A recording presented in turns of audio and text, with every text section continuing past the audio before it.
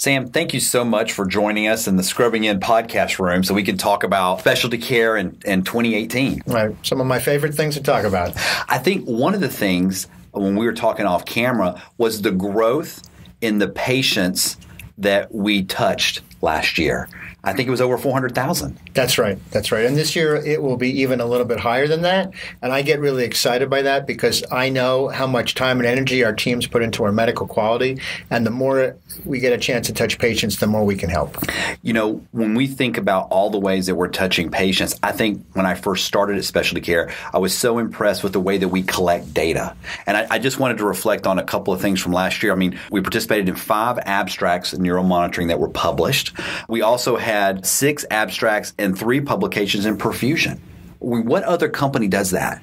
I'm not aware of too many. We have our own medical department and our own statisticians, and these abstracts were published as papers as well as abstracts in peer-reviewed journals. That's a pretty high bar. Most medical departments and hospitals don't publish that much in a year.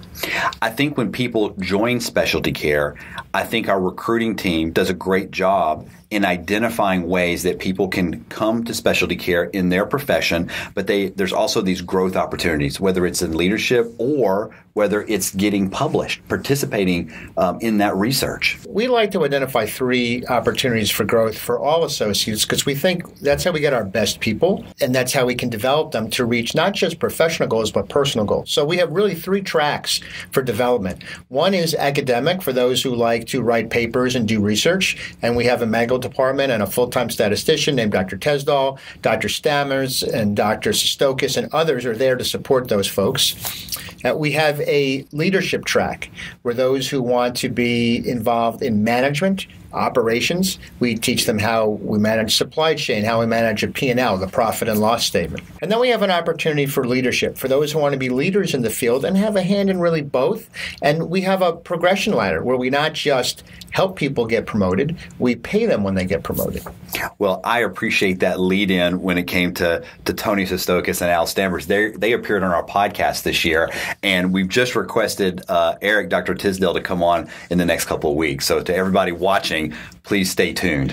There's not a lot of companies that have this many PhDs whose sole purpose is education, statistical review and analysis, and continual improvement. I'm really proud to have them, though. They're smart people. They intimidate me sometimes. You and me both, Sam. Listen, we ended 2018 with 1,839 employees. Did you know that? I didn't know the exact number. There's the exact number. And 1,633 were regular employees, 195 were per diem. I mean, I think that's an amazing testimony to not only the work that our internal team is doing, but also the confidence that our customers have in them. Well, we're growing, and I take that as a sign that we're doing the right thing, not just for our patients. We always do the right thing for our patients. As a matter of fact, at every new hire orientation, the first thing I tell people is if you do the right thing for the patient, everything else will be fine. We're a company, but we're a healthcare company. But we do the right things for our surgeons, and we provide good customer service so that we are making them more efficient in the operating room. We do the right thing for our hospitals. We bill compliantly, so we keep them completely astray of any sort of upside-down issues that they may have to deal with from the commercial payers or the government. So I think if you do the right thing, people recognize it.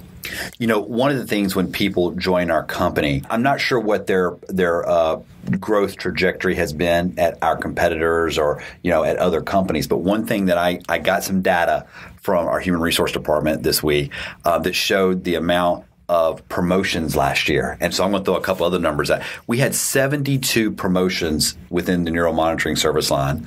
We had 21 promotions in surgical services, 18 at corporate, and 72 promotions within the perfusion service line. And again, I'm just proud to be associated with a company that really invests and promotes internally. We're really excited about this. We bring people to Nashville to train them to accelerate that process. We're promoting more than 10% of the company every year, and it's the right thing to do. We work hard to recruit the right people, and then we invest in them. Talk a little bit, if you would, Sam. 2018 is going to end up being the best year for the sales team's performance. And I wonder if you might have add a little color to the great work that team did. Sure. In our perfusion and intraoperative neuromonitoring lines, we've had the largest number of sales and new customers in the company. Lee, is equally exciting to me as new sales, and we love getting involved with new surgeons and helping them with their practices, is something that we call penetration, getting more involved with current customers. In today's healthcare environment, with such pressure on outcomes as well as costs, when our current customers are using us for more services than they originally hired us for, or sometimes asking us if we would get involved in certain service lines that we hadn't been involved in previously, we are not just thrilled, we're proud and happy to develop those opportunities. And our penetration this year in intraoperative neuromonitoring has been about sevenfold higher than it's ever been in company history as well. Wow, that's amazing.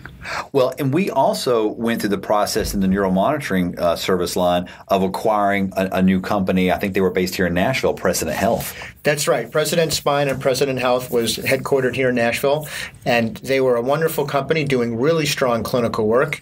We enjoyed meeting all their leadership, and they helped us not just bolster the service in some of our current areas of service, like here in Nashville, but also opened up some new geographies for us in Portland, Oregon, and Buffalo, New York, for two examples. Excellent.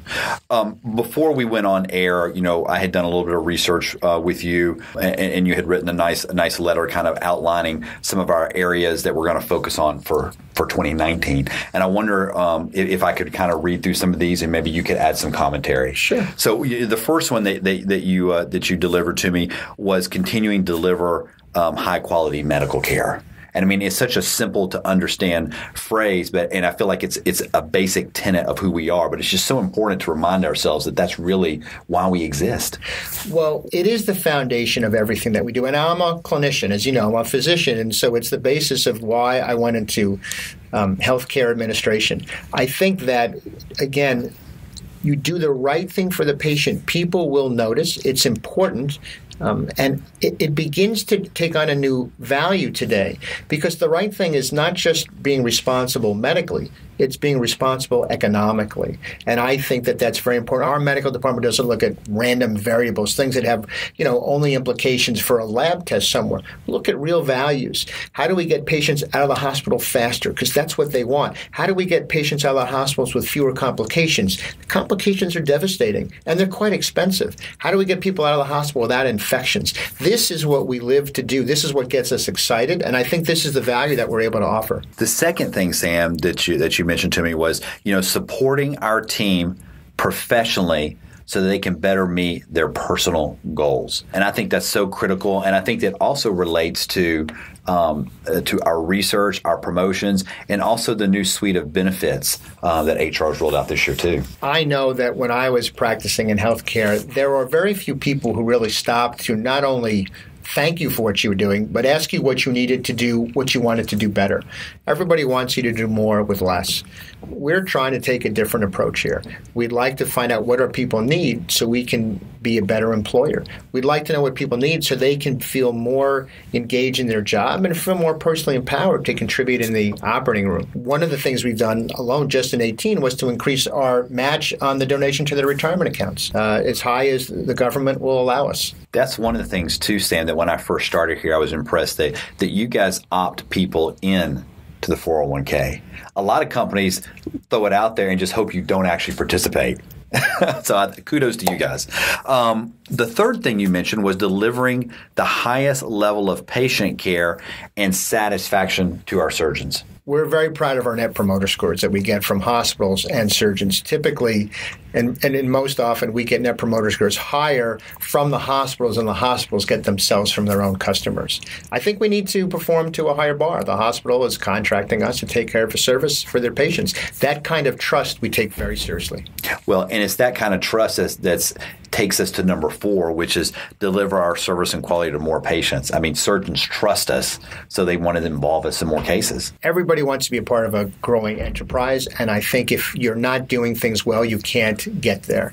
I take it as one of the signs of our success is that more people are asking us to get involved in all of our service lines. It's one of the things that we saw happen very strongly in the back half of 2018 and already in 2019.